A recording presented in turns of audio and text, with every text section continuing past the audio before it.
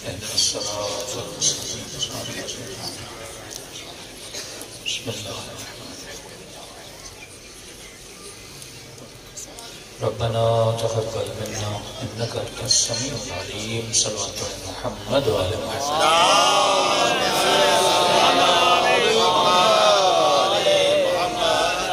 بسم الله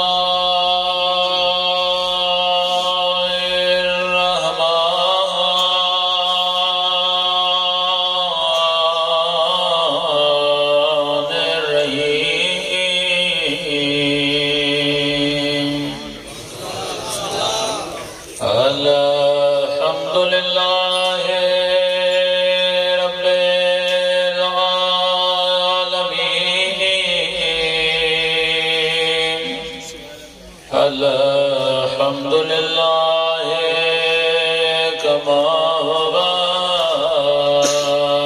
أهله الصلاة والسلام على سيد المرسلين وخاتم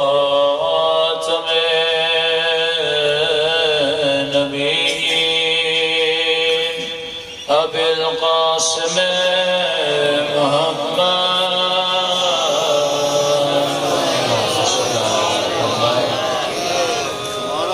وعلى آله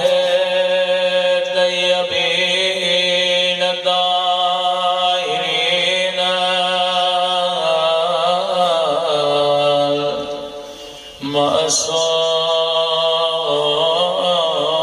معصومين سب مل کے امام زمانہ کے ظہور کی دعا اللہم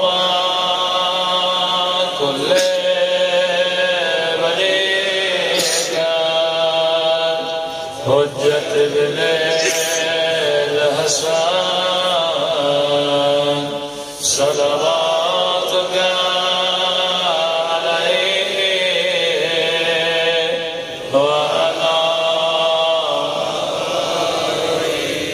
في هذه الساعة وفي كل وليا وحافظا وقائدا وناصرا وليلا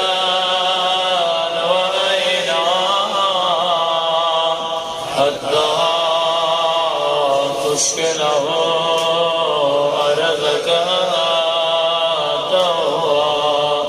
وتمتعه فيها طويلا برحمتك يا أرحم الراحمين صلوات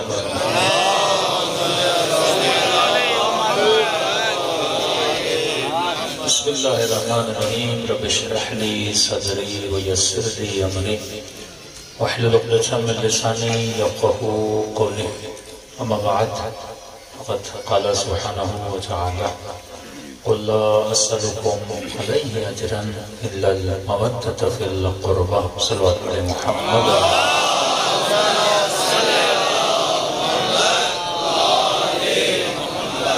دعا ہے پروردگار عالم ہم سب کی عبادتوں کو اپنی بارگاہ میں قبول فرمائے اور جس مقصد زندگی کی خاطر مجالس میں آتے ہیں خدا ان مقاصد میں بھی ہم سب کو کامیابی نصیب فرمائے۔ قرآن مجید کی وہ آیت جو ہر مصطفیٰ کو یاد کرنے والے کو یاد ہونی چاہیے، جس نے کلمہ پڑھا، جس نے نماز پڑھی، جس نے زندگی میں ایک حج بھی کیا ہو، اس پر واجب ہے کہ اس آیت کو یاد رکھیں، کیونکہ اگر مزدور آپ کا گھر بنائے اور آپ مزدور کی مزدوری نہ دیں، کوئی آپ پر احسان کرے، آپ اس کے احسان کو بھلا دیں، اگر آج میرے گھر میں مصلی ہے اور میں اپنی پیشانی کو اللہ کی دربار میں جھکاتا ہوں، یہ مصطفیٰ کا احسان ہے۔ اگر آج میری ماؤں بہنوں کے سروں پہ چادر ہے، یہ بھی مصطفیٰ کا احسان ہے۔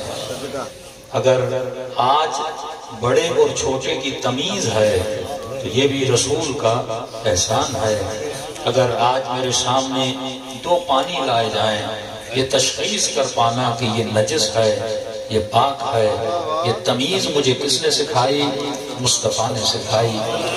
ورنہ سیدہ کا وہ جملہ کیا ہے، مکے کے رہنے والوں وہ وقت یاد کرو کہ تم مکے کی گلیوں کے گڑھوں میں کھڑے ہوئے نجس پانی کو پیتے تھے، یہ میرے بابا تھے جس نے تجھے بتایا نجاست کیا ہوتی ہے۔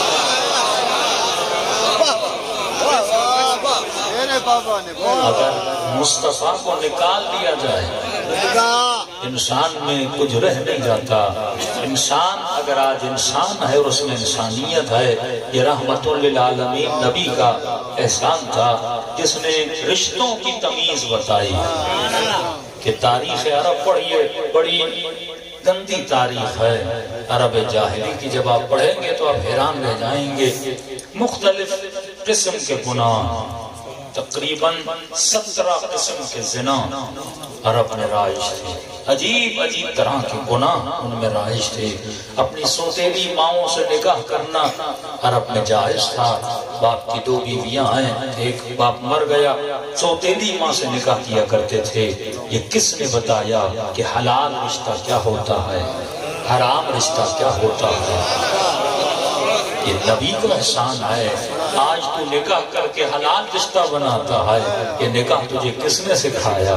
یہ حرمت و حلیت تجھے کس نے سکھائی؟ کس کا احسان ہے؟ مصطفیٰ کا احسان ہے۔ اب بندہ سجدہ کرے احسان مصطفیٰ ہے، رکوع کرے احسان مصطفیٰ ہے، زکوٰۃ دے احسان مصطفیٰ ہے، کعبے کا طواف کرے احسان مصطفیٰ ہے۔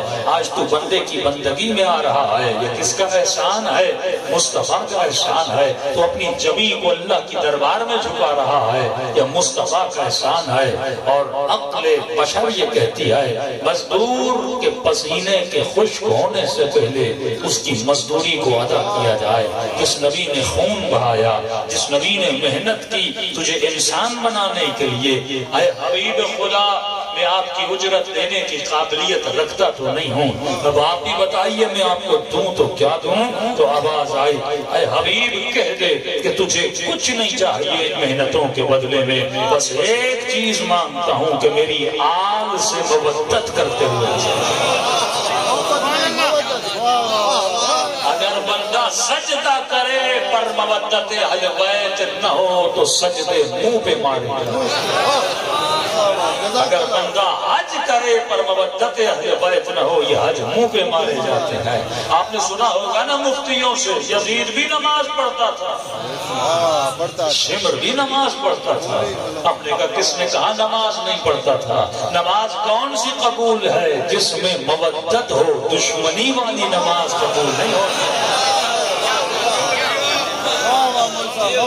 دل میں مودت اہل بیت ہو، اب نماز پڑھو، اللہ قبول کرتا ہے، کیونکہ تو اپنے محسن کے احسان کو بجا لا رہا ہے۔ جو نمک کھا کر نمک حرامی کرے، سب سے بڑی سزا اسلام میں اگر ہے تو نمک حرام کی ہے۔ اللہ ہر گناہ معاف کر دیتا ہے، نمک حرامی کو معاف نہیں کرتا کہ جس نے محنت کی ہے اور اسی کے بچوں سے بندہ دشمنی کرے۔ تو آج اکثر سوال صدیوں سے چلتا ہوا شیعہ مجلسوں میں کیوں جاتے ہیں، ماتم کیوں کرتے ہیں؟ تو ہمیشہ کہتا ہوں یہ زمانہ عقل و شعور کا زمانہ ہے، اللہ نے عقل دی ہے، زیادہ لمبے چوڑے مناظرے میں جانے کی ضرورت نہیں ہے۔ اگر کوئی کہے ماتم کیوں کرتے ہو، مجلس میں کیوں جاتے ہو، حسین کا ذکر کیوں کرتے ہو، تو جواب ایک دینا کہ تیرا مجھے نہیں پتا لیکن میں اجر رسالت کو ادا کرنے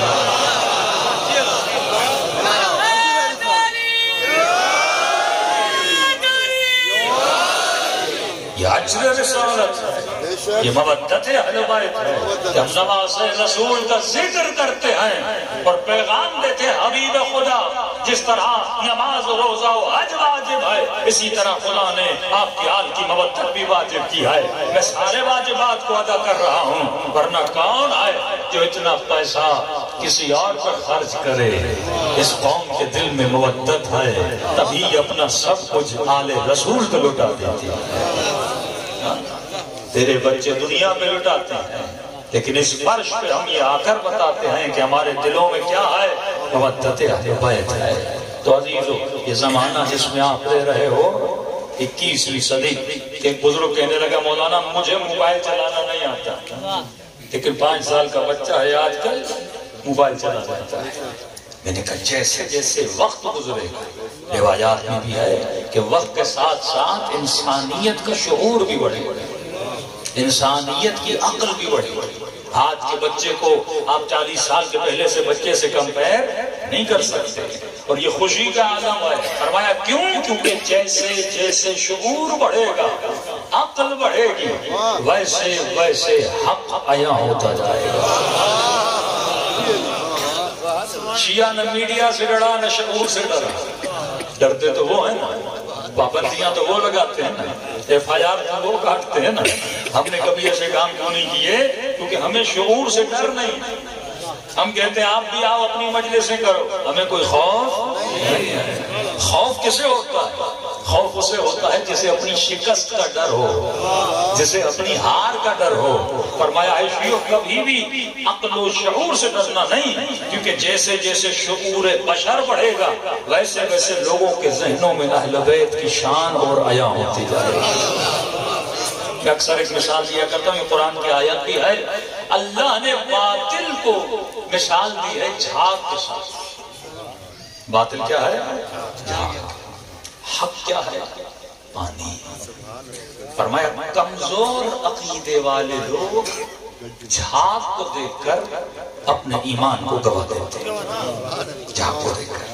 جیسے ایک وقت تھا شیعوں کو بہت مارا گیا، کئی جوان آتے تھے مولانا کیا امام زمانہ نہیں، کیا مولا نہیں، اب تو شیعت ختم ہو گئی، اب یہ پابندی لگی، اب ذکر پہ پابندی، ہمارے انجینئر مارے گئے، ہمارے ڈاکٹر مارے گئے، ہمارے وکیل مارے گئے، مولانا اب تو شیعت ختم ہو گئی۔ اللہ کہتا ہے نہیں، یہ جھاگ ہے۔ باطل اگر بیٹھنا بھی چاہے تو وہ حق پہ بیٹھتا ہے، اس کو اور بیٹھنے کے لیے جگہ نہیں ملتی، وہ جھاگ حق پہ بنا دیتا ہے۔ اب کمزور مومن، کمزور عقیدے والا جب جھاگ کو دیکھتا ہے تو اسے پانی تو نظر آتا نہیں، وہ سمجھتا ہے جھاگ ہی جھاگ ہے، لیکن اللہ قرآن میں کہتا ہے خبردار یہ یاد رکھنا، جھاگ کو بقا نہیں ہے، جھاگ کو فنا ہے۔ جھاگ کو ایک دن ختم ہونا ہے۔ آپ صرف میں کپڑے دھوتے ہیں، جھاگ کتنی دیر رہتی ہے؟ تھوڑی دیر رہتی ہے، لیکن آہستہ آہستہ آہستہ جھاگ پگھلتی جاتی ہے اور پانی خود کو ظاہر کر لیتا ہے۔ کہ یہ باطل کتنا بھی نعرہ مارے، کتنا بھی اپنے نام کو بلند کرے، لیکن یہ یاد رکھنا حق ایک دن خود کو کیا کر لیتا ہے؟ ظاہر کر لیتا ہے۔ اور کسی نے کہا مولانا مجلسوں پہ پابندی، ذکر پہ پابندی، میں نے کہا گھبراؤ نہیں، حق کی مثال پانی کی طرح ہے۔ پانی کا راستہ کتنا بھی روکا جائے وہ اپنا راستہ خود بنا دیتا ہے۔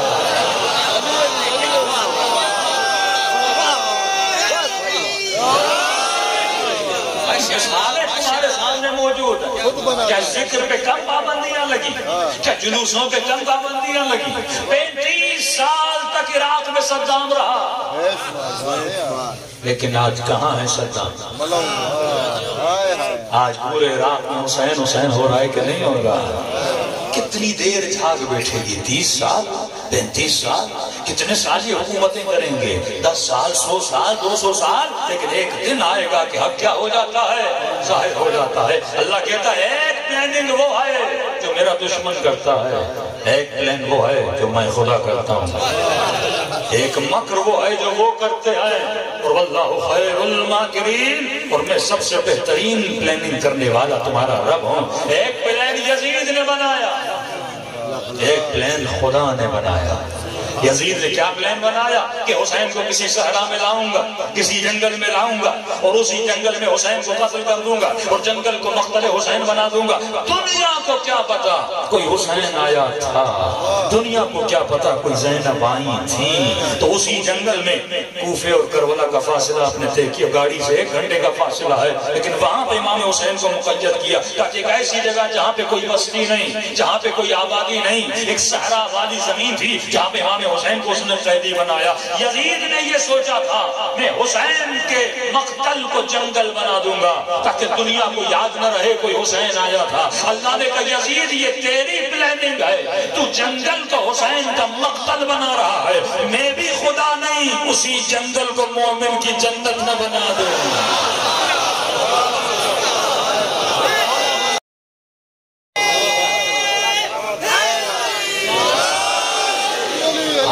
کربلا جنگل لگتا ہے نہیں، مومن کی جنت ہے۔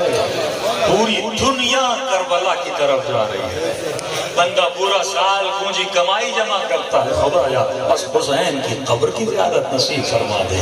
یہ وہ کشش ثقل ہے جو خدا اولیاء اللہ کے وجود میں ڈالتا ہے کہ تو زندگی کو اس پہ بنا کر وہ دنیا کو تیرا عاشق بنا دے گا، وہ لوگوں کے دلوں کا قبلہ تیری قبر کو بنا دے گا۔ تو ایک دشمن بناتا ہے، ایک پلان وہ ہے جو خدا بناتا ہے۔ باطل کی مثال جھاگ کی طرح ہے، تبھی فرمائے مومن کا عقیدہ کا جبل اور راسخ ہوتا ہے۔ میرے معصوم امام موسیٰ کاظم علیہ السلام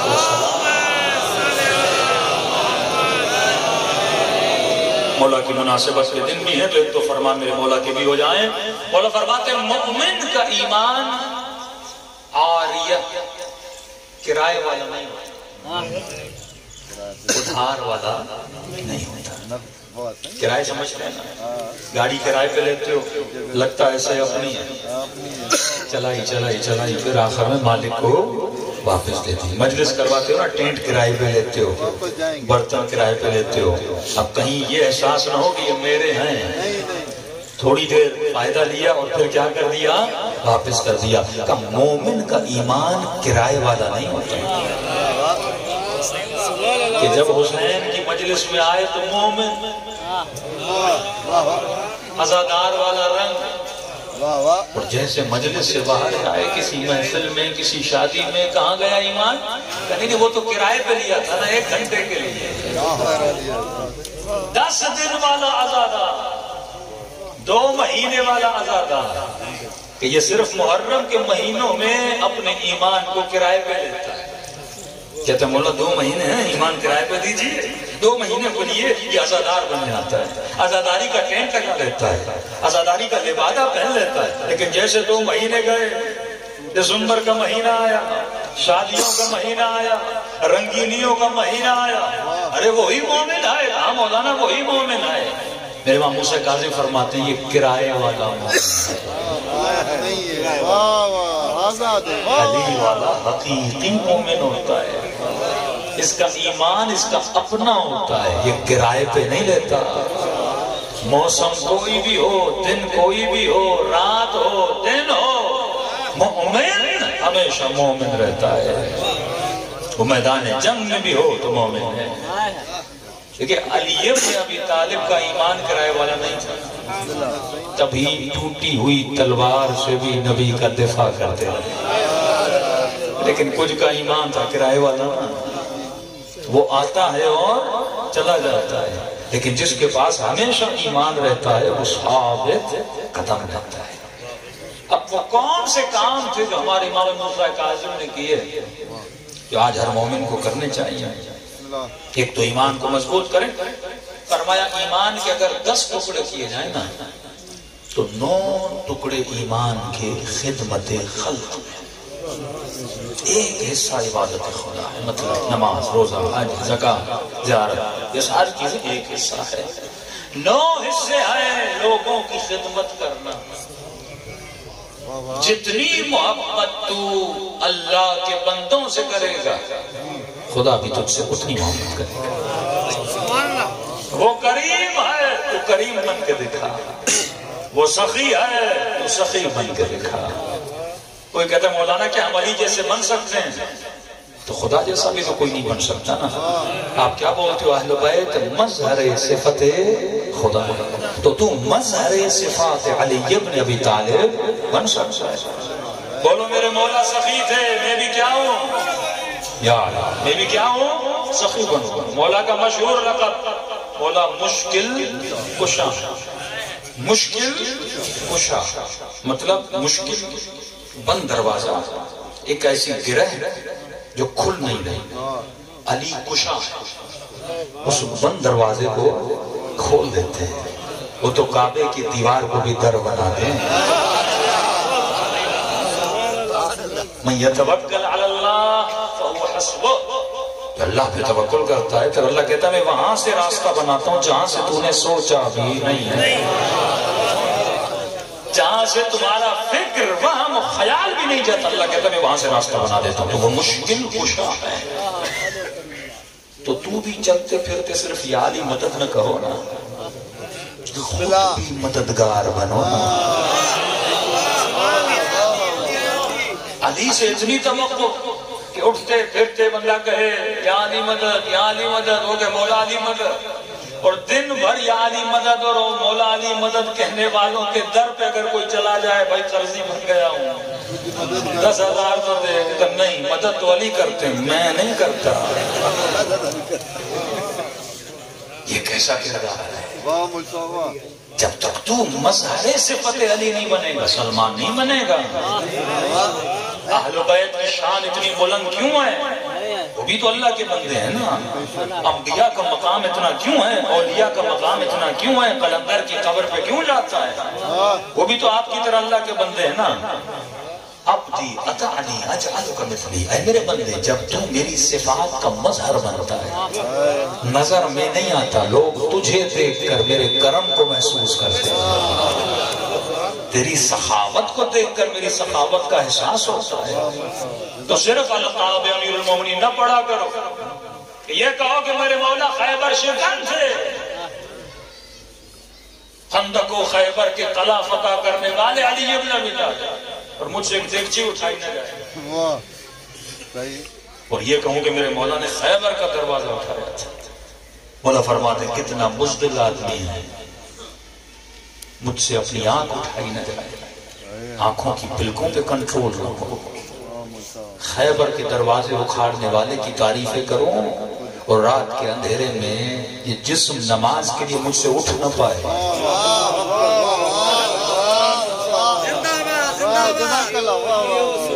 کس قدر میں بزدل بن چکا. سلمان بہادری کا نام ہے، میں سمجھتا تمار قربانی کا نام ہے. یہ مکتب شعر و شاعری کا مکتب نہیں ہے کہ جس طرح لوگ اپنے آباء و اجداد کی فضیلت میں شعر و شاعری بس کر کے چلے جاتے تھے. بازو فرماتے نہیں، یہ مکتب عمل کا مکتب ہے. یہاں نظر و نیاز کیوں ہوتا ہے؟ مطلب جس محفل میں حسین کا نام ہوگا ہم نیاز کھلا کر بتاتے ہیں یہ ذکر کسی کریم کا ذکر ہے. آج اگر ظاہراً تجھے حسین ابن ابی طالب نظر نہیں آ رہا ہے تو یہ دیکھو حسین کا نام بھی بھوکوں کے سیراب کر دیتا ہے. یہ وہ ذکر ہے. جب اربعین پہ مولا حسین کی زیارت پہ جاتے ہیں کیا جذبائی اثار ہوتا ہے. بچیاں کھڑی ہوتی ہیں پانی پی لیجیے، جوان کھڑے ہوتے ہیں آؤ آپ کے پاؤں کو دبانے کے لیے تیار ہو. گھروں کے دروازوں کو کھول دیتے ہیں، بستر تیار ہیں، آپ کے کپڑوں کو دھونے کے لیے تیار ہے. یہ وجود امام حسین کا نور ہے کہ دنیا سے جانے کے بعد بھی وہ اپنے وجود کی صفات کو مؤمنین کے دلوں میں اس طرح گھول دیتے ہیں. لگتا ایسے ہے اربعین کے دلوں میں. کسی نے کہا مولانا وہی عرب ہے عراقی، اربعین کے علاوہ جاتے ہیں ان سے سخت لوگ نظر نہیں آتے، نہ وہ اخلاق ہے نہ وہ ہے، لیکن اربعین میں پتہ نہیں جادو ہو جاتا ہے. وہی عرب بدل جاتے ہیں. اربعین کے علاوہ جاؤ تو ان کا اخلاق ہو رہے، لیکن اربعین میں جاؤ تو سخی بھی بن جاتے ہیں، کریم بھی بن جاتے ہیں، خادم بھی بن جاتے ہیں، گھروں کے دروازوں کو بھی کھول دیتے ہیں. یہ رنگ حسین نے دیا ہے. صبغۃ اللہ ومن احسن من اللہ صبغہ. اللہ قرآن میں کہتا ہے کون ہے جو خود کو رنگ خدا میں رنگ دے. مجلس کا مطلب یہ ہے امام حسین صدا دیتے ہیں کون ہے جو خود کو رنگ حسین میں رنگ دے. صرف کالا کپڑا رنگ حسین نہیں، کالا کپڑا غم حسین کا رنگ ہے. رنگ حسین کیا ہے؟ کردار حسین میں ہے. جب کہتے ہو وہ سخی ہیں تو بھی تو سخی بن. جب کہتے ہو وہ بہادر تھے تو کیوں بھاگ جاتے ہیں؟ آج اتنے مومنین کل پتا چلے فائر کر رہی ہے ایک بھی نظر نہ آئے. فائدہ کیا پھر اس مومن کا جس کے اندر جذبہ ایثار نہیں، جذبہ قربانی نہ ہو. عملی مومن، صفت اہل بیت والا مومن جو خود کو مظہر صفات حسین بنائے، مظہر صفات علی ابن ابی طالب بنائے. فرمایا حبیب کو دیکھو، میں سمجھ تمار کو دیکھو.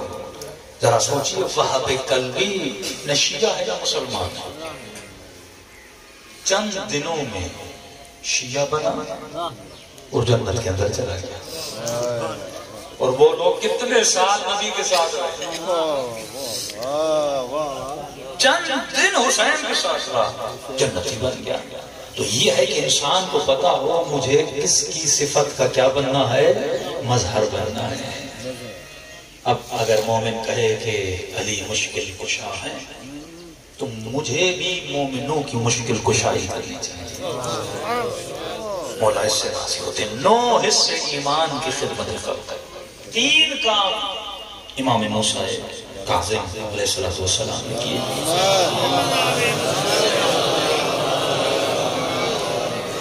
مولا کی والدہ کا نام ہے بی بی حمیدہ. 7ویں امام سے لے کے آخر تک تمام ائمہ کی جو والدائیں تھیں وہ کنیزیں تھیں. اکثر یہ سوال اٹھتا ہے کنیز ہی کیوں؟ مطلب خدا یہ بتانا چاہتا ہے وہ کنیز ہو یا آزاد ہو یہ اللہ کے لیے فرق نہیں کرتا. فرق یہ ہے اس خاتون کا کردار کیسا ہے. 7ویں امام کے بعد بڑے مسائل ہوئے. کئی لوگوں نے میرے آقا کو امام نہیں مانا تھا، ایک الگ فرقہ بنا تھا.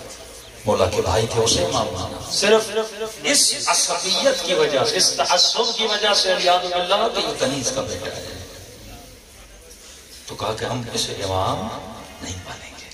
لیکن اللہ نے کہا کہ معیار یہ نہیں ہے جو تو بنا ہے. ان اکرمکم عند اللہ اتقاکم. خدا یہ دیکھتا ہے متقی کون ہے. خدا اس خاتون کے کردار کو دیکھتا ہے، رفتار کو دیکھتا ہے. اور ہر نسل سے خواتین کو لیا گیا. مثلا بی بی نرجس خاتون روم سے، مختلف خواتین جو اہل بیت جہاں سے یہ نسل آگے بڑھی مختلف قومیتوں سے، تاکہ جب امام زمانہ کا ظہور ہو تو ہر قوم کی اہل بیت سے کیا بنے، نسبت بنے. جس طرح ایرانی بیوی شہربانوں کے لیے کہتے ہیں کہ وہ کیا تھیں، ایرانی تھی. اسی طرح ہم بھی بولتے ہیں بیوی تھی جو سندھ کی طرف سے گئی تھی. تو ہر قوم کی کیا بنے گی، نسبت بنے گی. دوسرا اتنی عظیم خاتون کہ ایک روایت میں ملتا ہے کہ جب امام زمانہ آئیں گے تو اپنی نسبت جناب حمیدہ خاتون سے دیں گے کہ میں کس کا بیٹا ہوں، بی بی حمیدہ کا بیٹا ہوں، کیونکہ عالمہ تھی. کہتا ایک شخص حج پہ جا رہا تھا، اس کا چھوٹا سا بیٹا تھا 4-5 سال کا. تو امام کے پاس ہے، موسیٰ کاظم کے پاس مولا مجھے نہیں پتا کہ چھوٹے بچے کے حج کے احکام کیا ہے، اس کے احرام باندھنے کے احکام چاہیں، تکبیر کے احکام چاہیں، قربانی کے. ہمیں تو پتا ہے بڑوں کے احکام کیا، بچوں کا نہیں پتا. امام نے فرمایا اپنی بیوی کو میرے گھر سے، میری زوجہ حمیدہ سے جا کے سوال کرے، وہ اسے سارے احکام بتا دیں گے. مطلب یہ اتنی عظیم بیوی تھی جو اتنی عالمہ بھی تھی، زاہدہ بھی تھی کہ پورے مدینے کی خواتین بیوی سے درس لینے جاتی تھی، درس و تدریس کے لیے. اب امام نے 3 بڑے کام کیا کیے معاشرے میں جو ہر مومن کو کرنا چاہیے. میں نے کہا ایمان کے 10 حصے کیے جائیں. ایک حصہ ہے عبادت خدا. عبادت خدا سے مراد مثلا نماز پڑھنا، روزہ رکھنا، حج کرنا، زکوٰۃ دینا، خمس دینا، یہ ساری عبادات کے حصے ہیں. 9 حصے ہیں خدمت خلق. حاتم طائی بیٹا امام کے پاس ہے کہ مولا میرے باپ کا کیا ہوگا؟ کیونکہ مسلمان تو نہیں ہوا تھا نا. آواز آئی ہاں جہنم میں تو جائے گا لیکن جہنم کی آگ اسے جلائے گی نہیں. کیوں کہ سخی تھا، خدمت خلق کرتا تھا. نصف العقل آدھا عقل، لوگوں کی خدمت کرنا ہے. اپنے لیے تو ہر کوئی گھر بناتا ہے لیکن دوسروں کے لیے جو گھر بنا ہے.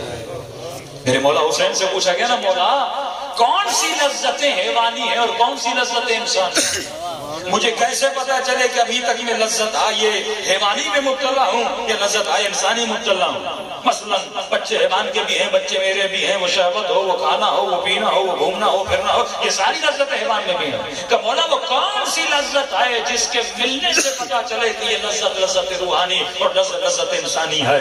یہ بہت پیارا جملہ میرے مولا کا. مولا فرماتے ہیں جسے کھانا کھا کر مزہ آئے، جسے کھانا کھا کر مزہ آئے سمجھ لے ابھی تک حیوان ہے. یہ لذت حیوانی ہے. کہ جسے کھانا کھا کر مزہ آئے سمجھ لے یہ ابھی تک حیوانیت کے مقام پر ہے اور لذت حیوانی لے رہا ہے. کہ مولا پھر لذت انسانی کیا ہے؟ کہ جسے کھانا کھلا کر مزہ آئے.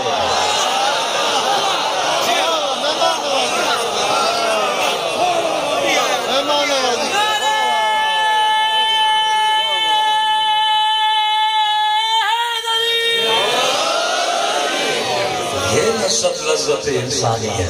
تو ہم مجلسوں میں نیاز کر کے بتاتے ہیں کہ ہم انسان ہیں. علی والا سخی ہوتا ہے، یہ در ہمیں سخی بناتا ہے. عجیب بات ہے نا، محبت تو لیکن ان کے نام پہ دیکھیں کتنی دیتے ہیں. باتوں کے عاشق ہیں، یہاں عمل کے عاشق ہیں. یہ عشق ہے، یہ محبت ہے کہ حسین نے ہر مجلسی کو سخی بنا دیا. واقعی اگر یہ در نہ ہوتا، یہ صحابت کی تمیز ہی نہ ہوتی.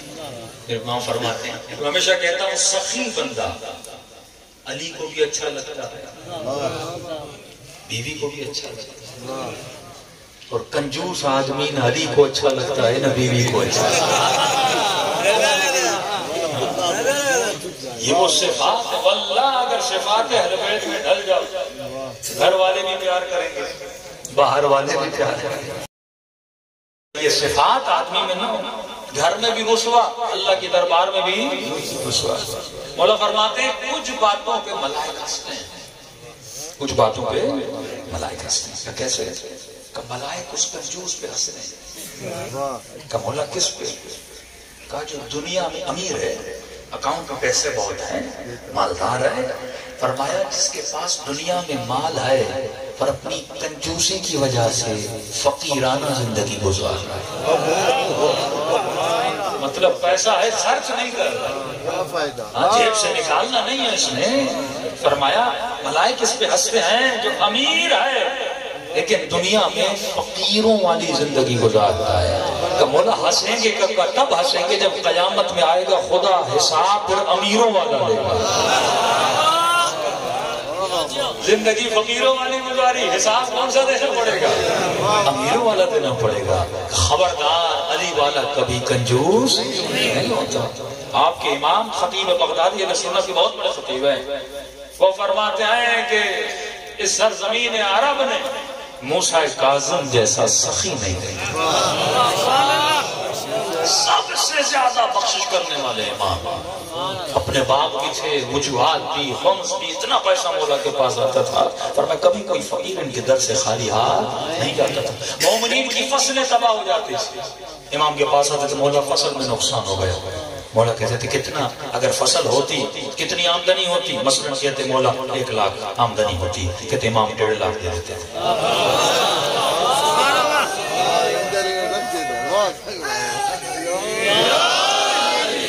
آتے تھے مومنین، کبھی بھی ان کے در سے کوئی خالی ہاتھ نہیں جاتا. 3 کام امام موسیٰ کاظم نے کیے. 3 کام کریے، ایمان کے 9 درجے آپ کے در پہ ہوں گے. وہ کون سے 3 طرح کی سخاوتیں سخاوت ایک نہیں ہے، کتنی سخاوتیں ہیں؟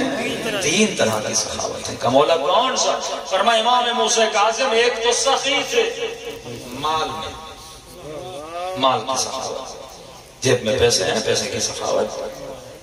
خمس وہی دیتا ہے جو سخی ہے، زکوٰۃ وہی دیتا ہے جو سخی ہے. اب بعض مسائل ایسے ہیں لوگوں کو پتہ نہیں لیکن خامخواہ ڈرتے بہت ہیں. وہ بتاتے مولوی خمس لے گا اس کا مطلب پورا گھر خالی کر کے چلے گا. کوئی ایسا ہرگز نہیں ہے. پھر شیطان وسوسہ کیا کرتا ہے کہ آج کل جو علماء کے مخالف ہیں پروپیگنڈا کیا پھیلاتے ہیں، بھائی خمس نہیں دینا، یہ سارے مولوی ہڑپ لیتے ہیں. تو میں نے کہا پھر مولوی کو نہ دو، مومن کو دو. اگر مولوی پہ بھروسہ نہیں ہے، تیرے پڑوس میں کوئی غریب ہوگا، کوئی فقیر ہوگا، کوئی ایسا سید ہوگا، نکالو تو صحیح. تو بات کی ہے کہ دینا ہے کہ نہیں دینا. کم از کم حساب کر کتاب کر جتنا بنتا ہے تو کسی غریب مومن کو دے دے، لیکن نکال تو صحیح. کم از کم امام زمانہ آئے بول تو سکتے کہ مولا میں نے خمس نکالا تھا. صرف یہ نہیں کہ غاصب حق زہرا کو بولا برا بولتا تھا، بولا میں نے بھی آپ کا حق کیا کیا تھا؟ ادا کیا تھا. تو ایک سخاوت 27 قسم کے خیرات میں امام جعفر صادق بتاتے ہیں. 27 ٹائم صدقہ اور خیرات امام گنواتے ہیں. ڈیلی کا صدقہ، ہفتے کا صدقہ، مہینے کا صدقہ، اتنے صدقات امام بتاتے ہیں. تب زندگی میں کیا آتی ہے؟ برکت آتی ہے. بندہ سخی ہونا چاہیے. اب سخاوت کا مطلب یہ بھی نہیں کہ گھر کے برتن بیچ دے، یہ بھی کلیش آتا ہے. لوگوں کو پتا نہیں کہ سخاوت ہے. سخاوت کا مطلب یہ میرا پیٹ بھرا ہوا ہے، میں نے اپنا کھانا کھا لیا ہے، اب میرے پاس اور بھی ہے تو میں کسی اور غریب کا کیا کروں؟ پیٹ بھر کے. سخاوت کا مطلب یہ نہیں اپنے بچے بھوک میں بیٹھے اور وہ لوگوں کے بچوں کو کھانا کھلاتا رہا. نہیں، نفقہ اولاد کا، گھر والوں کا، پھر ارحام آتا ہے، پھر رشتہ دار، پھر بھتیجے، پھر بھانجے، پھر بہنیں، پھر بھائی. ان سب کی ضرورتوں کو بھی انسان نے کیا کرنا ہے؟ پورا کرنا ہے. تو مومن کیا ہوتا ہے؟ سخی ہوتا ہے. مال میں سخاوت، یہ میرے امام کی سیرت ہے کہ جو مال میں کنجوسی کرے وہ کبھی بھی اہل بیت کا کرنے والا ہو نہیں سکتا. ارے امام حسین کتنے سخی. کئی مجلسوں میں یہ مصیبت کا جملہ بھی ہے لیکن فضیلت امام حسین ہے. ایسے جملے والدام پڑھتے ہیں بعض برادران اہل سنت روتے ہو جاتے ہیں. مولانا ہمیں نہیں پتا اتنے کریم تھے اہل بیت، اتنے کریم تھے حسین کہ خیمے میں آئے فرمائے بہن زینب مجھے وہ کرتا جو اماں نے دیا تھا دیا. پھر امام حسین سے اسے پھاڑنا شروع کیا. بی بی نے کہا کہ حسین کیوں پھاڑ رہے ہو؟ فرمایا تم نہیں جانتے ربوں کو، میں جانتا ہوں.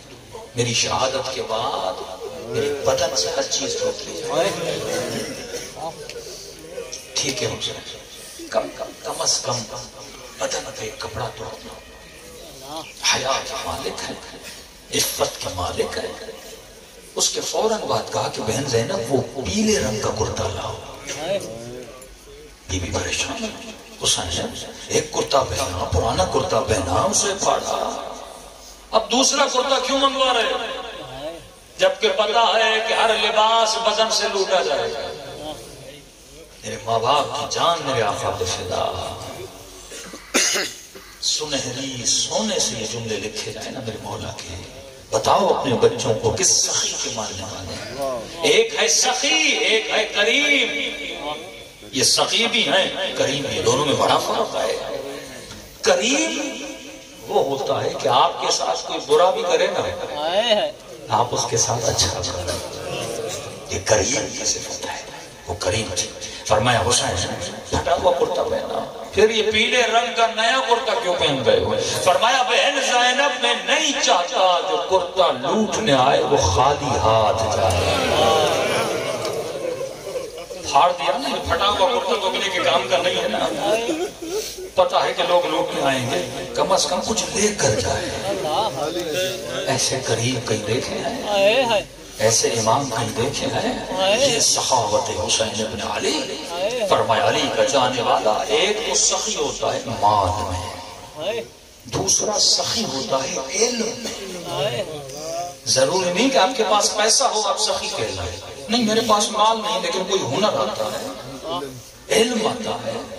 ایک بچے کو میں اے سے زیڈ تک سکھا سکتا ہوں. مجھے قرآن پڑھنا آتا ہے، میں 4 بچوں کو قرآن پڑھانا سکھا سکتا ہوں. لوگوں کے عقیدے کمزور ہیں، میں لوگوں کے عقیدے بنا سکتا ہوں. لوگوں کسی کو فزکس آتی ہے، کسی کو میتھ آتی ہے، کوئی کھیتی باڑی اچھی جانتا ہے، کوئی کاشتکاری اچھی جانتا ہے، مختلف علوم ہیں. فرمایا مومن صرف مال میں سخی نہیں ہوتا، اپنے علم میں بھی کیا ہوتا ہے؟ سخی ہوتا ہے. جس طرح مال کے دینے سے مال بڑھتا ہے، اسی طرح جب لوگوں کو علم دو گے تو علی تیرا علم بھی بڑھا دے گا. معاشرہ جاہل کیوں ہے؟ کیونکہ نہ ہم خود علم حاصل کرتے ہیں. کبھی علم کا جیب خالی ہے، اب جیب میں کچھ ہوگا تو نکال کے کسی کو دوں گا نا. اگر میرے جیب ہی خالی ہو تو میں صحابت سے رہ جاؤں گا. تو ایک دنیا میں کوشش کر کے اپنی مالی صورتحال اکنومیکلی خود کو مضبوط کرو. شیعہ اکنومیکلی مضبوط ہوتا ہے. میرے مولا اتنی عمر کے ہو گئے، باغات تھے، مال تھا، دولت تھا، اتنا پیسہ تھا امام موسیٰ کاظم کے پاس، شاید کسی امام کے پاس ہو. جس امام نے آرگنائزیشن آف لا بنایا، خمس کا پراپر جو اسٹارٹ طریقہ ہوا وہ میرے ساتھ امام کے زمانے سے ہوا. اور امام زین العابدین کے زمانے میں لوگ نہیں تھے جو مولا کو خمس دیتے. یہ 5ویں 6ٹھے اور پراپر اگر خمس لینا معصومین نے شروع کیا وہ 7ویں امام کے زمانے سے شروع. کتنا پیسہ میرے مولا کے پاس، پھر بھی جاتے تھے کھیت میں کام کرتے تھے. کسی نے آ کر کہا مولا اتنا پیسہ ہے آپ کام کیوں کرتے ہیں؟ یہ ان لوگوں کے لیے جو یہ سمجھتے ہیں کہ بینکوں میں پیسہ پڑا ہوا ہے، ہمیں کام کرنے کی ضرورت نہیں ہے. نکما کبھی علی والا نہیں ہوتا. محنت کر کے مومن، کام صرف مال کے لیے تھوڑی ہے. دن رات محنت کرو، خود کو بزی رکھو، علمی ایکٹیویٹی رکھو، لوگوں کی ہدایت کی ایکٹیویٹی رکھو. چلو پیسے کی ضرورت نہیں ہے، جاؤ لوگوں میں سخاوت علم بانٹو، سخاوت ہدایت بانٹو. پیغام اہل بیت کو آگے کتنے دیہات ہیں، کتنے گاؤں ہیں جہاں پہ ضرورت ہے مکتب کے لیے کام کرنے کی. بھئی وہ تبلیغی جماعت والے، اتنے بزنس مین، اتنے لوگ ساؤتھ افریقہ، ملیشیا، مالیزی، آپ مختلف کنٹریز میں جاتے ہیں، اپنے پورے سال میں سے کوئی 10 دن نکالتا ہے، کوئی 1 ہفتہ نکالتا ہے اپنے مکتب کی تبلیغ کے لیے. میں نے علی کے مکتب کی تبلیغ کے لیے سال میں کتنے دن نکالے؟ کیا میں نے 10 دن نکالے کہ میں گاؤں جاؤں لوگوں کو پیغام حق پہنچاؤں کہ مکتب حق کیا ہے، محبت اہل بیت کیا ہے، مودت اہل بیت کیا ہے. تو صرف سخاوت مال نہیں ہونی چاہیے، سخاوت علم بھی ہونی چاہیے. مولا پر اعتراض کے مولا اتنا پیسہ ہے آپ کیوں کام کرتے ہیں؟ امام نے کہا کام آر نہیں ہے، کام کرنا بدنامی تھوڑی ہے. مومن پڑھا لکھا ہے کہتے مولانا کوئی کام کرتے نہیں، مولانا کوئی نوکری نہیں. تو نوکری کے انتظار میں کیوں؟ جہاں جا کے کوئی چھوٹا سا دکان کھول دے، جہاں جا کر کوئی چھوٹا سا کاروبار شروع کر دے. یہ شیطان کا وسوسہ ہے 17 گریڈ کی نوکری ملے گی، 18 گریڈ کے آخر میں بنے گا بھی تو نوکر ہی نا.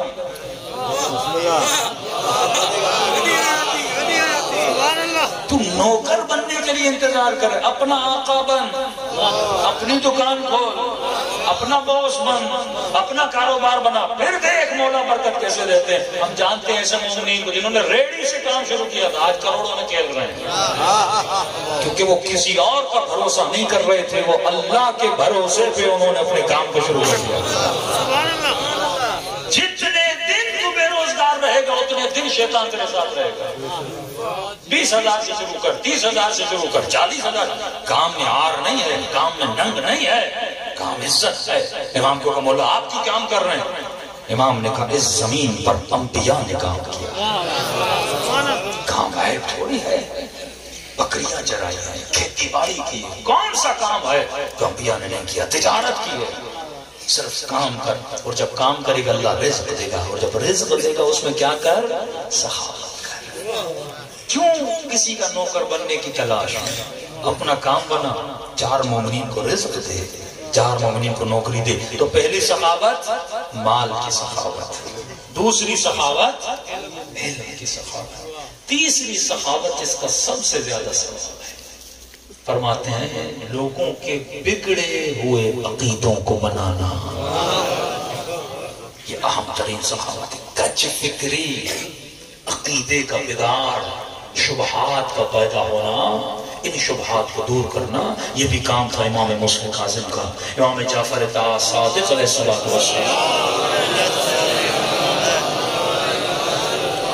مختصر وقت اذان بھی قریب ہو رہا ہے.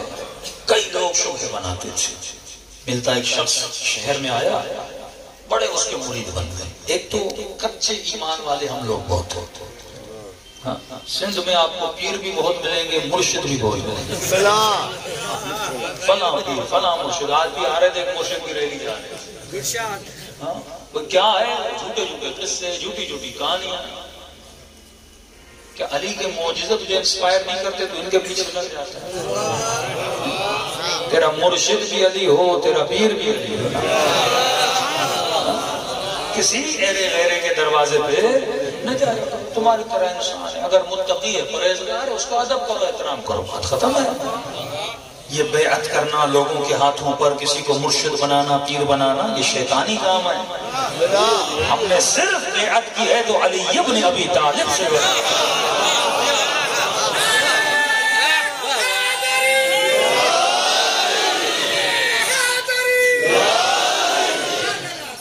یہ شرعاً حرام ہے. مکتب تشیع میں کسی غیر معصوم کے ہاتھ میں جا کے بیعت کر کے حرام ہے. ہمارے یہاں بیعت کس کی ہے؟ معصوم امام کی، کیونکہ وہ خطا نہیں کرتا. باقی ہر بندہ جائز الخطا ہے. ہم عمل کرتے ہیں فرمانے معصوم پر، لیکن یہ چکر بہت ہے کیونکہ لوگوں میں جہالت بہت ہے. جب جہالت ہوتی ہے تو لوگ اندھی راہوں پر، گمراہی کی راہوں پہ گامزن ہو جاتے ہیں. اور یہ ہمیشہ چلتا ہوا ہوتا ہے. یہ آگ کی پرستش، مٹی کی پرستش، بت کی پرستش، یہ لوگوں کی پرستش ہے. اب امام کے زمانے میں ایک شخص ایسا تھا جس کے پاس ایک کرامت تھی. اب کئی لوگ ریاضتیں کر کے کئی چیزیں حاصل کرتے ہیں. غیب کی خبریں آتی ہیں، جنات ہاتھ میں ہوتے ہیں، کئی چیزیں دنیا میں ہر معاملہ چلتا ہے. لیکن معصوم کبھی بھی ایسے بندے سے انسپائر نہیں ہونا. شاید کوئی بندہ آ جائے، آپ کو بتائے آپ کے ہاتھ میں کیا ہے، آپ کے گھر میں کیا ہے، آپ کے جیب میں کیا ہے، آپ نے 10 سال پہلے کیا کیا تھا. اب ایسی باتیں بتا کے آپ کو جھانسے میں نہ لیں.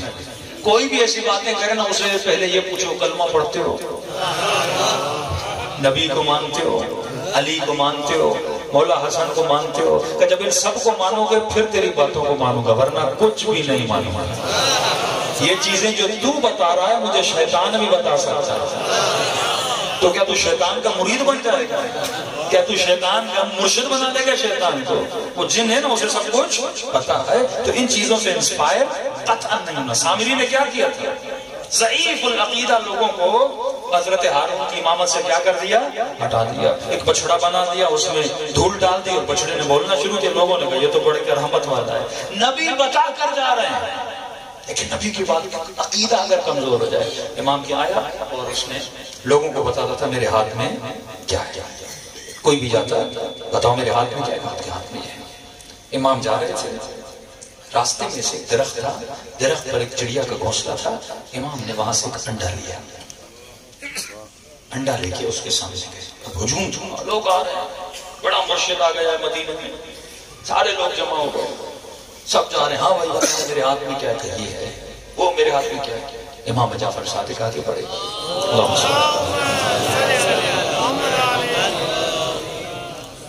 مولا نے کہا کہ بتاؤ میرے ہاتھ میں کیا ہے. اس نے آنکھیں بند کی، کہا آپ کے ہاتھ میں چڑیا کا انڈا ہے.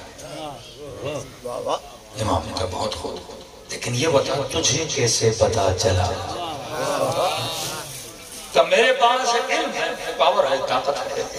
میں نے آنکھیں بند کی اور اپنے اطراف میں ہر شے کو دیکھا. مثلا 15 منٹ پہلے جو چیز جہاں جہاں تھی اس کا مجھے پتا تھا. اب جب میں نے آنکھیں بند کی پھر میں نے چیک کی کہ ہر چیز اپنی جگہ پہ پڑی ہے کہ نہیں پڑی. کہ ہر چیز اپنی جگہ پہ تھی، لیکن درخت میں جو گھونسلہ اس میں تھے 2 انڈے، ایک نہیں تھا.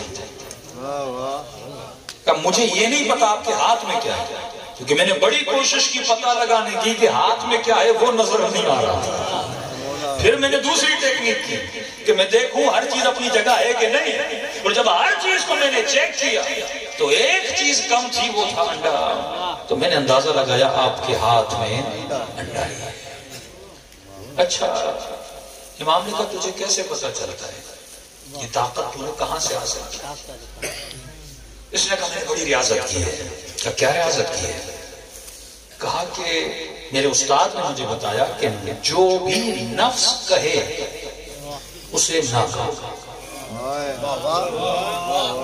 جو بھی نفس کہے اسے نہ کہو۔ نفس کہتا ہے مثلا کسی خاتون کو دیکھو، گناہ کرو، مال کے پیچھے جاؤ، دولت کے پیچھے جاؤ، کہ جو بھی کہتا ہے میں اسے نہ کہتا ہوں، لہٰذا مجھے اللہ نے یہ کرامت عطا کی۔ امام نے کہا ایک کام کر، مسلمان بن جا، شیعہ بن جا، میرا ماننے والا بن جا۔ کہنے لگا عجیب باتیں کر رہے ہیں آپ مجمع کے سامنے، کرامت میں نے دکھائی ہے، آپ کو میرا مرید بننا چاہیے، اور اوپر سے مجھے بول رہے ہیں کہ میرا مرید بن جا، میرے در پہ آ جا۔ امام نے کہا دیکھ بات تو نے کی ہے، بات میں وہی کروں گا، تجھے کرامت کیوں ملی کہ جو کچھ تجھے تیرے نفس نے کہا تو نے اسے نہ کہا، کہ میں نے تجھے بولا کہ میرا مرید بن جا، اپنے نفس سے پوچھ وہ بولتا کیا ہے۔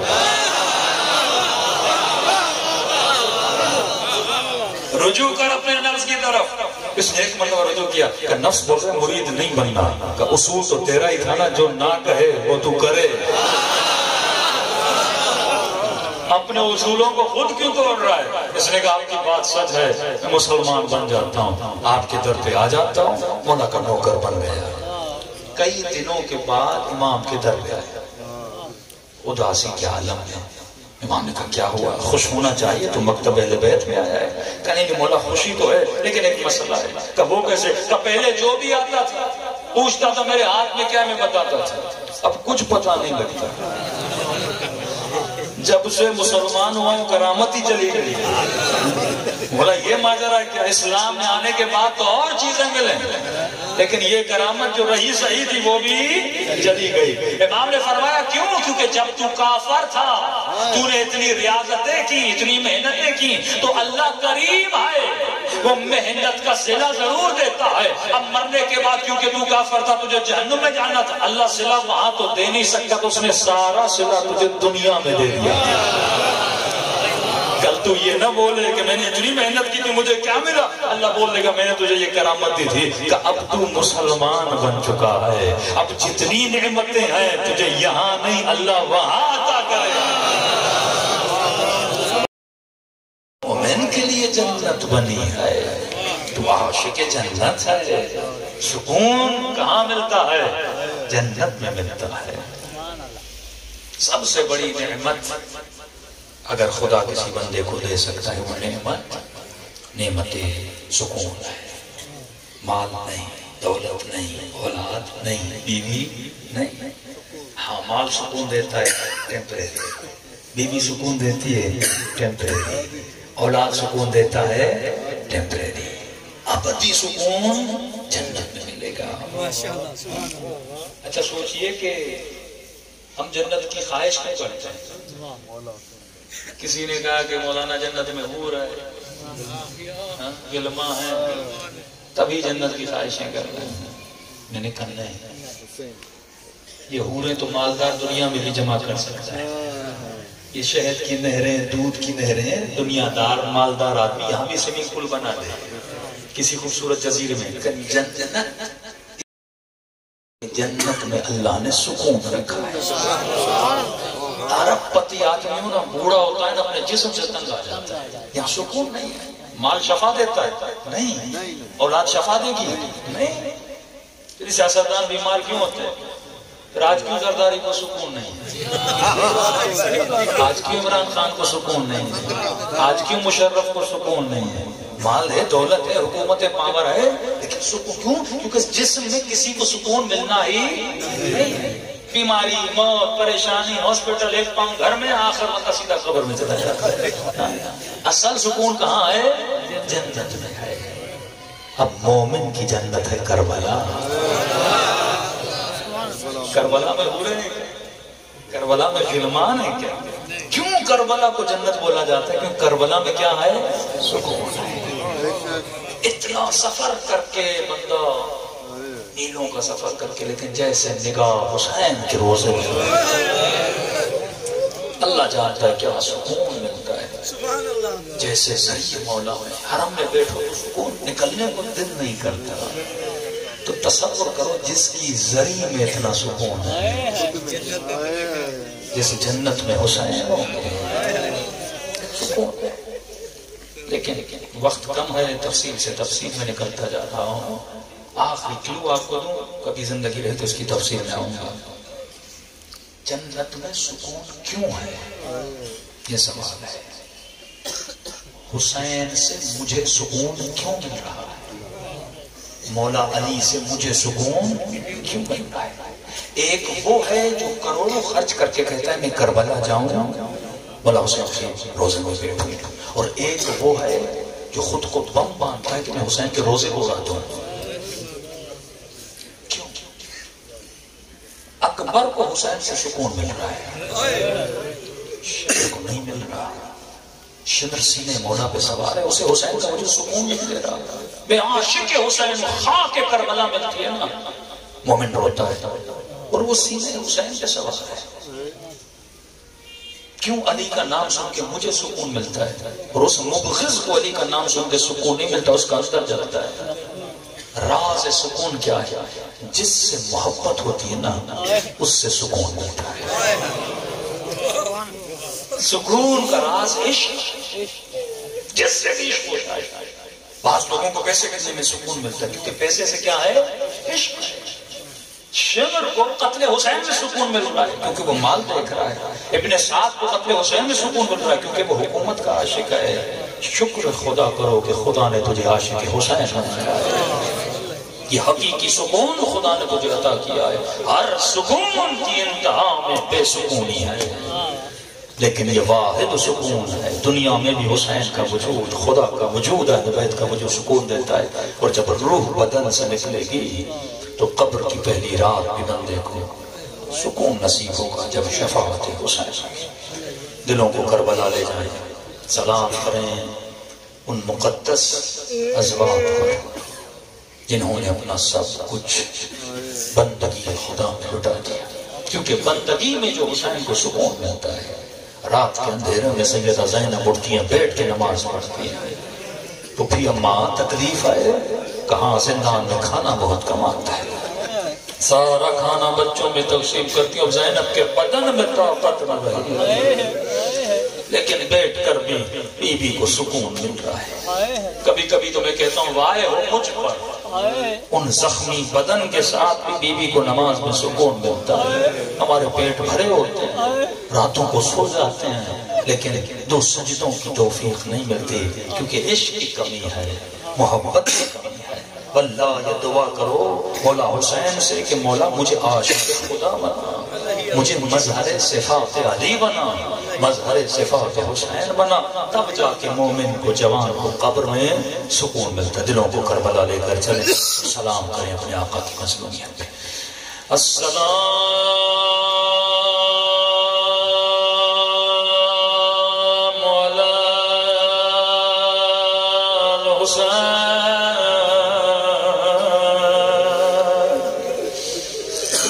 حسین میں بھی سکون ہے۔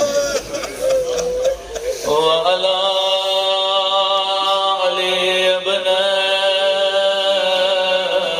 الحسین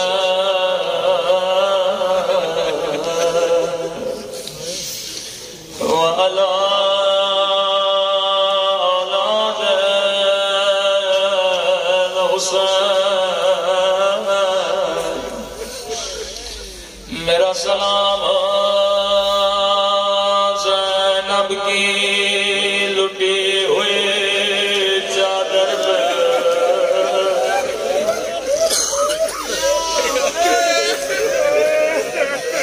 اللہ جانتا یہ سلام میرے سلام نہیں، زیارت ناہیہ پڑھو تیرے امام زمانہ کا نوحہ۔ کس طرح نوحہ پڑھتے ہیں خود امام زمانہ، فرماتے میرا سلام ان زخمی کلاریوں پہ جنہیں پس گردان باب گیا تھا۔ اللہ سب کو شام کی غیارت نصیب ایک جملہ کہتا ہوں، میں ایک بار شام گیا ہوں، میں نے کہا بی بی آج کا شریف بھی شام کی بازار سے گزر نہیں سکتا۔ ملا شریف آج بھی اس بازار سے گزر نہیں سکتا۔ میں نے کہا مجھے نہیں پتا علی کی بیٹی اس بازار سے کیسے گزرے۔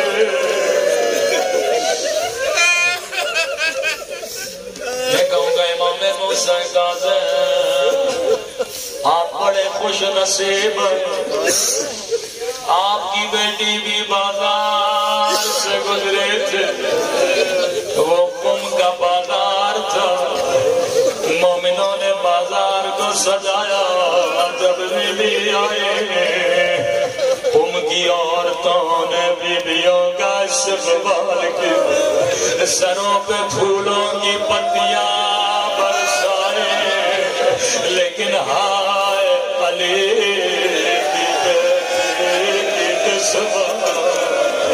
جب بازار سے گزرنے لگے کسی نے پھول نہیں برسائے، کوئی پتھر مارتا تھا،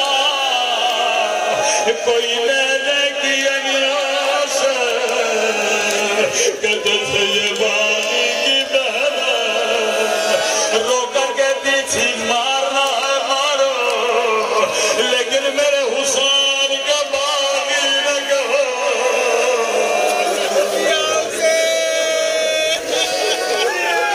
میرا حسین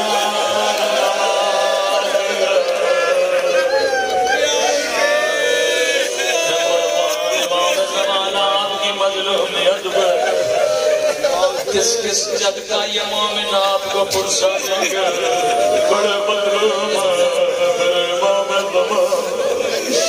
اگلا جملہ سننا میرے مولا کا، بڑا درد بھرا جملہ فرماتے ہیں میرا سلام ان ننے سے رخساروں پہ جن کا رنگ بدل رہا، مومنوں جملے پہ غور کرنا، یہ نہیں کہا جن کا رنگ بدل گیا بلکہ بدلتا رہا، کبھی ظالم کے تماچوں نے رنگ نہیں رکھیا، کبھی ظالم کے تماچوں نے رنگ کا رکھیا۔ ایک تشبیہ بیان کرو اور زحمت کو تمام کرو۔ میں کہوں گا بی بی معصومہ آپ بھی یتیم ہوئے، آپ کے بابا بھی بڑے مظلوم، روایت کے جملے ہیں زندان کی زنجیروں نے مولا کی کلائیوں کے گوشت کو گلا دیا تھا، پاؤں کی زنجیروں نے گوشت کو گلا دیا تھا۔ جب بی بی معصومہ کو پتا چلا بڑا روئی، بی بی آپ نے سنا کلائیوں کا گوشت گلا، لیکن آپ نے دیکھا نہیں تھا، لیکن امام زمانہ فرماتے میرا سلام ان زخمی پھٹے ہوئے ہونٹوں پہ، میرا سلام ان زخمی پھٹے ہوئے ہونٹوں پہ جن پہ ظالم چھڑے مارا تھا۔ ملائک سلام میں بھی کرنا چاہوں گا، آپ نے کہا آپ کا سلام ان ہونٹوں پہ جن پہ ظالم چھڑی مارا تھا، مولا میں کہوں گا میرا سلام ان ننھی سی آنکھوں پہ جو یہ منظر دیکھ رہے تھے، اللہ کسی بچی کا بابا کی کٹی گردن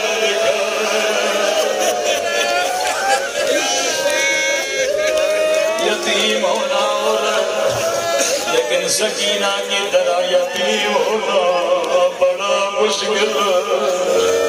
اللہ ہم سب کو ننھی سی قبر کی زیارت نصیب کرائے، ایک مصیبت اور زحمت کو تمام۔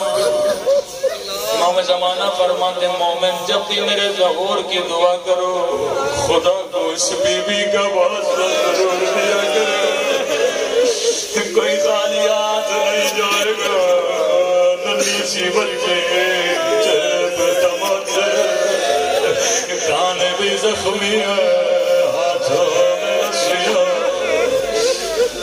امام سجاد سے پوچھا مولا کون سا منظر تھا جس نے آپ کو خون رلایا؟ رو کر کہنے لگے ایک رسی تھی، اس نے سجاد کے جگر کو خون کیا۔ مولا یہ رسی کیا تھی؟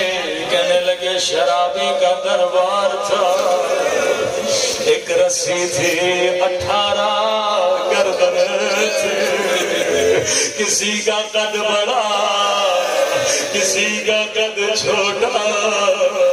اے مومن جب میں کمر کو سیدھا کرتا تھا باقر کی آواز آتی تھی بابا میرا گلا گھٹ رہا، پورے سفر میری کمر جھکی ہوئی، لیکن یہ تکلیفیں اہل بیت کے لیے تکلیف نہیں تھی۔ بولا کس چیز نے رلایا؟ رو کر کہنے لگے سکینہ، میری ننھی سکینہ۔ شمر نے یزید کے کانوں میں کیا کہا نہیں پتا، لیکن یہ لئیم تخت میں بیٹھا پہلی نگاہ قیدی بیویوں پہ سوال کیا حسین کی 4 سالہ بچی کا، ظالم نے یتیمہ بچی کی طرف اشارہ کیا، جیسے سکینہ میں نگاہ پڑی پہلا سوال کیا بچی بتا تیرا نام کیا ہے؟ امام زمانہ اگر مجلس میں موجود ہے مولا مجھے معاف کریے، راوی کہتا ہے جیسے کہا بچی بتا تیرا نام کیا ہے؟ راوی کہتا ہے بچی کے ہونٹ ہلے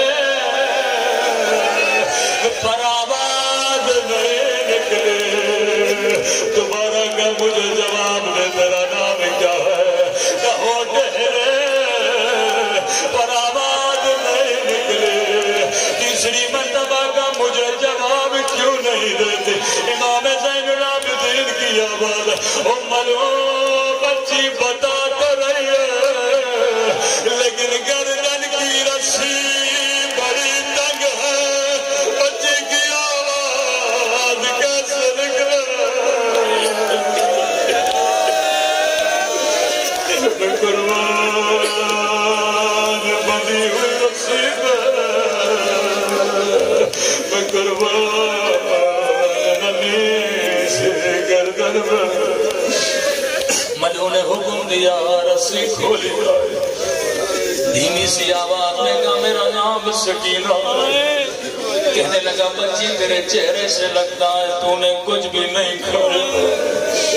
امام نے کہا سکینہ جواب دے گئی قیامت کے دن یہ نہ کہ ہم نے پوچھا تھا پر بچی نے بتایا نہیں، دھیمی سی آواز میں کہا دیکھ بھی رہا ہے پوچھ بھی رہا ہے، کہنے لگا میرے قریب میں تجھے کھجورے دوں گا۔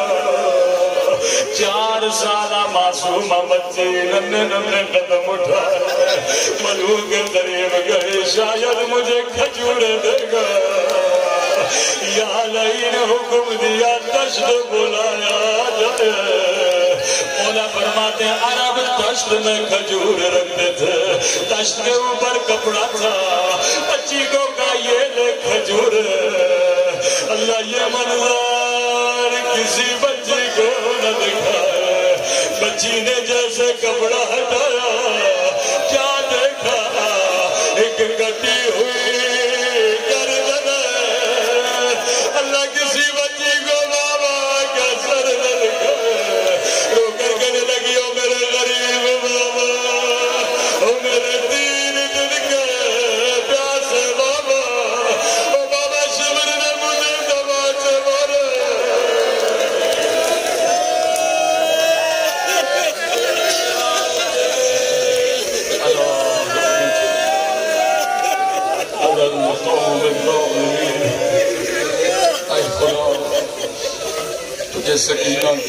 یتیمی کا باعث، معصومہ قوم کی یتیمی کا باعث، امام رضا کی یتیمی کا باعث، ہم سب کے صغیرہ کبیرہ گناہ معاف بانیان مجلس کے مرحومین کے درجات کو بلند فرما، ہمیں ایسا بنا جیسا ہمارے امام زمانہ ہمیں دیکھنا چاہتے ہیں۔ اے خدا ہم سب کو زبان ذاکر عطا فرما، صابر عطا فرما، دل شاکر عطا فرما، عقل سالم عطا فرما، جو مانگا نہیں مانگا اپنے خزانے قدرت سے ہم سب کو عطا فرما، ان گنہگار آنکھوں کے امام زمانہ کی زیارت نصیب فرما، قبر و قیامت میں شفاعت مولا حسین نصیب فرما، واجبات پر عمل کرنے کی توفیق نصیب فرما، سے بچنے کی توفیق نصیب فرما، ربنا تقبل منا انک انت السمیع العلیم۔ Yeah, okay.